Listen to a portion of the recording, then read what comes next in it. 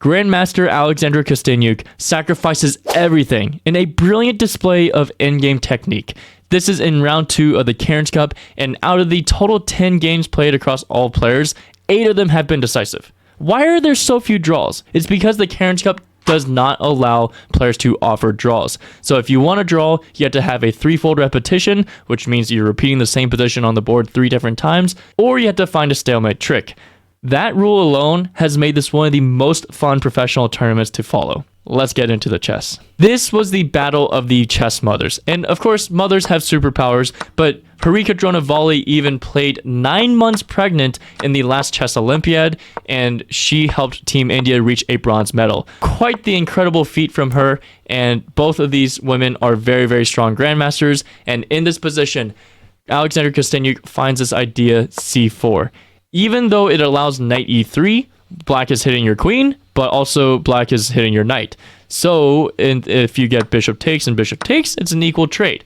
But Alexandra Kosteniuk finds a different route forward. She gives a check with a knight on d6. So even though the queen is hanging, you have to deal with a check first. After takes and takes, well, the pawn is hitting the queen, defended by this queen. So what do? Just get out of the way. You try and get out of the way, also threaten mate. Bishop f3 is basically forced, and now we see the great trade-off of material. Knight takes queen, bishop takes queen, bishop takes bishop, and rook takes knight. So now a lot of pieces are off the board. We're basically in an endgame already, and we see both opponents trying to get their pieces more active, some pawn pushes, and then also activate their kings closer to the center of the board. That's exactly what happens, and now the d pawn is particularly weak for black. I mean, it's weak for white. The black's plan will be to try to capitalize on this weakness and try to capture it at some point.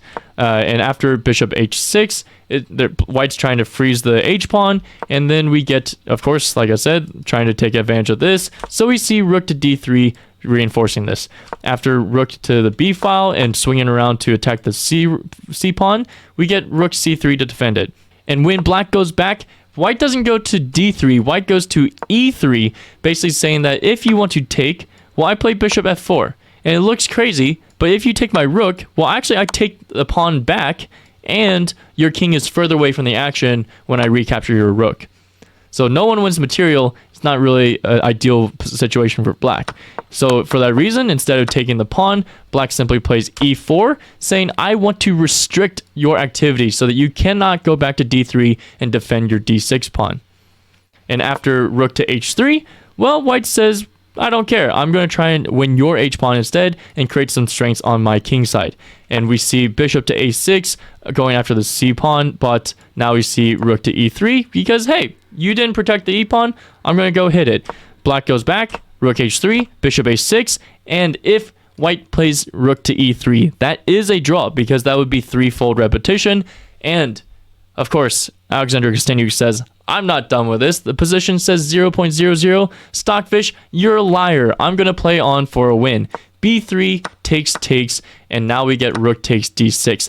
And in accuracy, but in reality, the computer says that it's going from 0.00 to 0.1. That is all that the chess queen Alexandra Kosteniuk needs to convert this to a win. Because now she simply takes, the king takes, and she gives a check. The whole point of rook h3 is now coming to fruition. The king moves, rook takes on h7. But now black says, hey, your rook is active, now it's my turn. Rook to f8, bishop moves out of the way, rook to f3, there's no way of defending this b-pawn. Alexandra Kosteniuk does not care about her b-pawn. She simply just plays rook g7 and says, you can have my b-pawn. I'm taking your g-pawn. And not only that, I'm going to find the only winning solution here. There's still ways to draw, but there's only one way to win. White to play and find the winning plan, pause to solve. Quick story time. I once took a lesson with Alexandra Kosteniuk, and she told me that in chess, you often want to play on the side of the board that you are stronger. And if you look at the pawn structure, just get rid of all the pieces, well, these two connected pass pawns are super strong. So she takes on a6, sacrificing the rook because she says, well, my assets are very, very powerful. How are you going to stop them? and black does not have an easy solution. Black tries to create an asset of their own on the queen side by sacking a pawn to run their own pawn down and promote and apply some pressure. But this doesn't work because we see rook e3 check, king f2, rook d3 to capture the pawn. g6, rook takes the pawn, g7. And what do? You have to stop this pawn. What's the best way to do it? Black here finds rook g5 hitting the pawn. And there is only one winning move. Another puzzle solution here. Pause solve for white. Crazy as it looks. Bishop e5 double exclam. Second brilliant move of the game. And if you take that, white promotes and gets everything they ever wanted, and white's winning. But if you don't take that, like you just play king b5, trying to get your king closer to the action, then king e3, and when you try to move your king again, h4. Where does this rook go? It goes to attack the h-pawn, but the h-pawn's on a dark square. So now, bishop to f6, and you're protecting this. Rook to g6, h5. Sacrificing the bishop a third time. Because if you didn't catch it, by the way, king e3, the bishop's still being sacrificed. So that's the second time. And then this is the third time. And I guess this is actually the fourth time that the bishop is being sacrificed. Alexandra Kosteniuk is being relentless. But Harika doesn't want to take because she knows that it's completely losing. So after rook to g4, h6, and black resigns. They understand this rook cannot leave the g-file, but the h-pawn is going to go and promote because the king is too far from the action. Absolute brilliant play from the chess queen as she takes sole lead after round 2 of the Cairns Cup. In our second game today, we have the Georgian Grandmaster Nana Dzagnidze, an absolute veteran, playing against the youngster Zhansaya Abdumalik from Kazakhstan.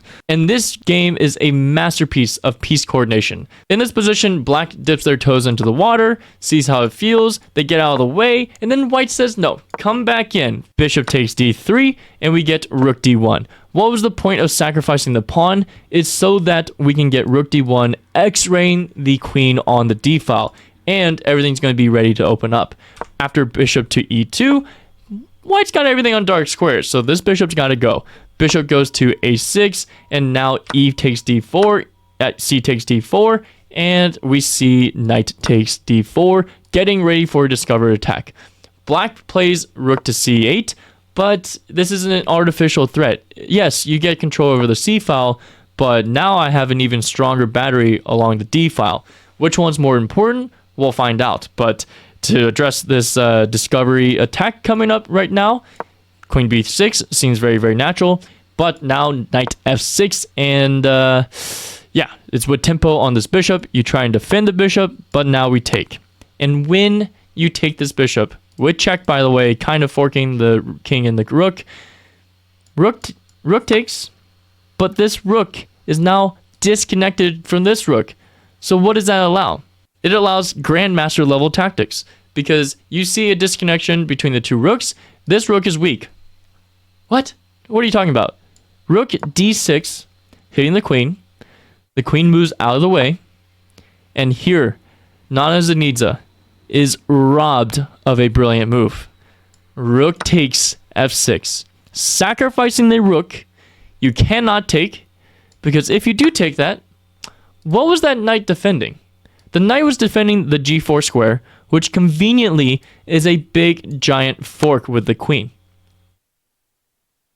If you move to king f8, we would just take. Okay.